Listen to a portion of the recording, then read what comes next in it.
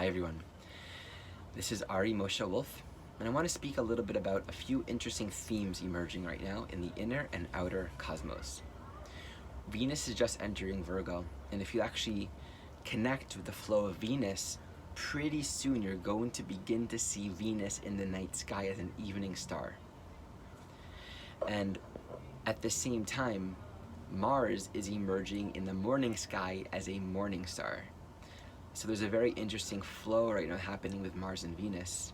And also in the next few days, Mars and Venus will be conjunct in Virgo.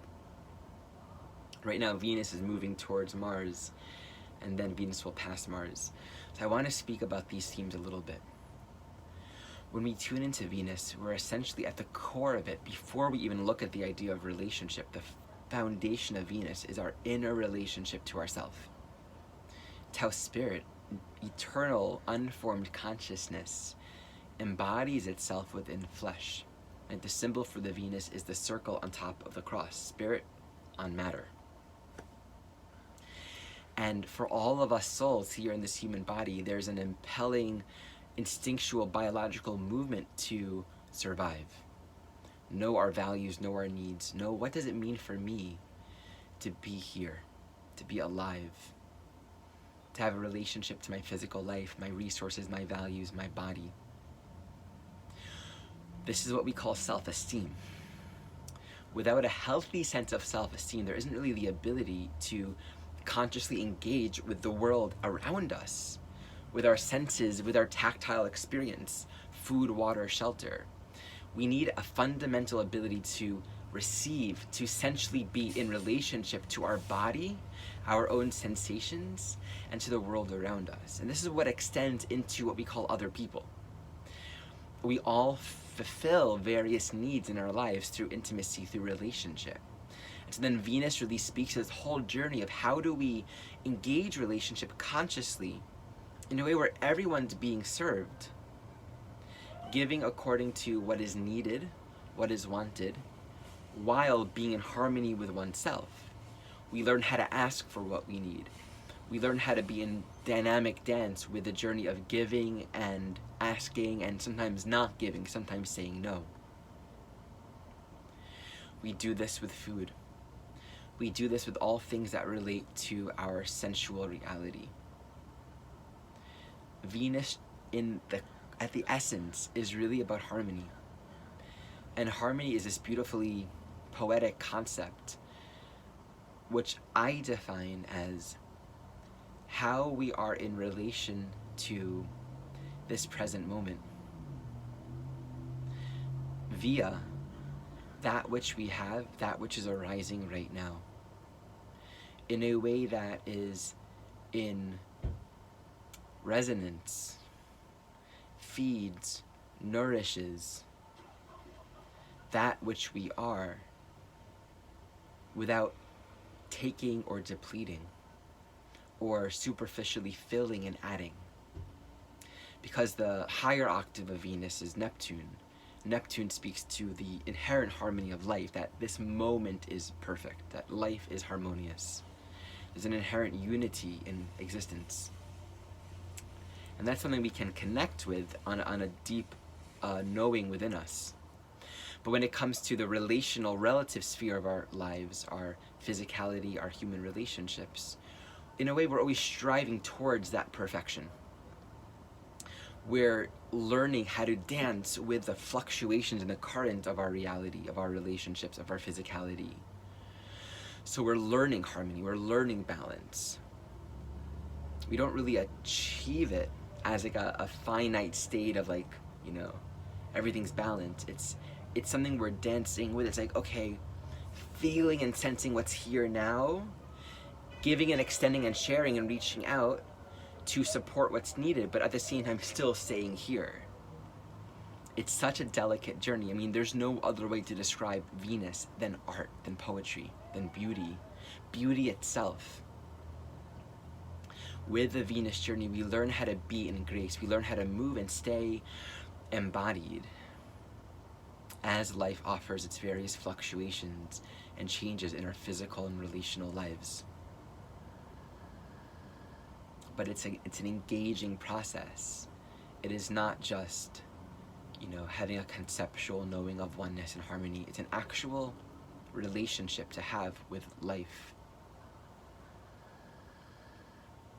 Very, sugar is a Venus thing. So if, we're wanting more sweetness in our life, if we're feeling lonely, it's common to turn towards sugar. It's something that, what does sugar do? It's sweet. What's sweet? You know what sweet is, right? It gives us that feeling of sweetness. Like the sensual flavor of sweetness is actually a metaphor for a quality of sweetness that's within us. And we access that quality of sweetness through our relationships when we're in harmony with life. And it's here in the heart. But this is an example of where we can turn towards food and sugar to give a sense of beauty, to give a sense, a feeling, an experience of grace. But that's really just kind of chasing or looking for or grabbing onto harmony, sweetness. It's not actually cultivating it, because Venus also corresponds to gardens. We cultivate gardens, we tend to it by being in balance with all the elements. And it flourishes on its own, but we are the ones journeying with balance. So I give this little introduction to Venus. Now think about what's happened now. It's becoming an evening star. It's separating from the sun. And it just entered Virgo. This is a time for all of us where the Venusian energy is undergoing a deep period of transformation.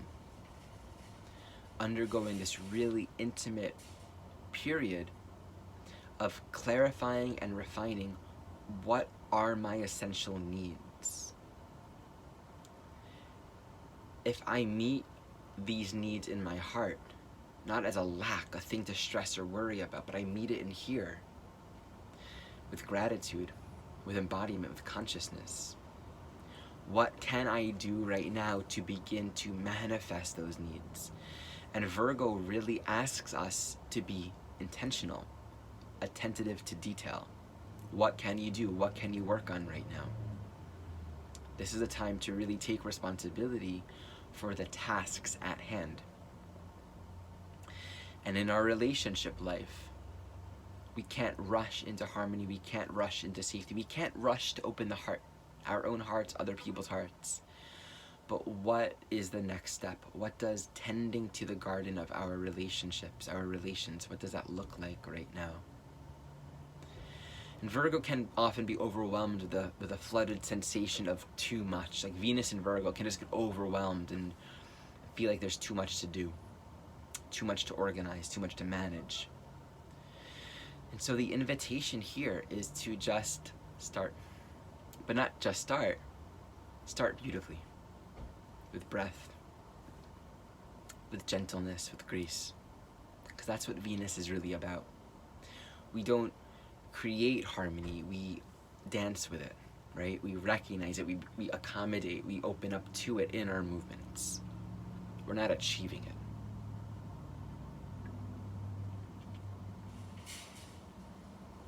And if we become, focused on just getting things done, then we're not embodied. We actually almost defeat the entire point. We miss the point of our real embodiment here. So that's a blessing for us, that this can be a time of getting shit done, but being really in our bodies. We can do this. Mars now is really on the rise. Mars in Virgo as a morning star is emphasizing a sort of an uprising of masculine energy. Mars is that initiating force, and I'll speak more to Mars in a different teaching, but it's that initiating force within consciousness. It's one step forward leads to a reaction, leads to a new action, leads to new insight, new awareness. We learn through doing, through jumping into the playing field of life and figuring it out as we go along. We become more intelligent, more conscious as we do this. But inherently, it's very instinctive. So right now, it's like, okay, I don't know where this is going. I don't have a clear sense of what the final, how this is all going to come together, but I know what my intentions are. I know what my goal is. I know what I'm working on. So Mars and Virgo as well is really asking us to act. And as Venus and Mars are coming together, watch over the next few days as there is almost this feeling of settling that happens, where everything starts to feel like, oh, okay, this is what's going on. And it might take some time after Mars and Venus pass each other. Venus will separate from Mars, and as it separates, I observe this consistently, that there's a growing sensation and feeling of direction and clarity. Like our relationships, our involvements, things start to clarify themselves. In many ways, I find that the cosmos, the cycles of life, are moving us. We are one with it. And our work is to become conscious of who we are, to become as conscious and aware of this present moment, to embody what's now, to embody ourselves now. But we can't make the cycles go in ways that they're not. It's like trying to make a flower open when it's not ready. There's a mysterious timing to all things, and for me, the study of astrology is actually a very powerful meditation upon the nature of consciousness. Because we can't make something happen that isn't in divine order, that isn't in its own divine timing. We can't make ourselves happen because our will is not separate from the will of the cosmos. One of the deepest prayers that I've been really exploring is not my will, your will. We hear that one a lot, but my will is your will. Because life is happening anyway. Life is moving anyway. And I find that my peace is in accommodating and becoming available and opening myself to the current of life. That's where the clear and the powerful choices really emerge for me. Not through this illusion of control that I don't have. This is one of the important lessons in Virgo. We can only control what we can control, to work on what we can work on. And there's great peace to know that and to let the rest go. Take it step by step. All right?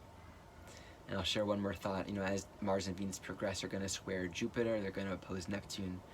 So I think that's going to bring a lot of new synchronistic and interesting weaving of elements and new opportunities that will come together, not necessarily ones that we can envision right now. But when the Sagittarius and Pisces archetypes come into play next month, it's really going to open up the field in interesting ways.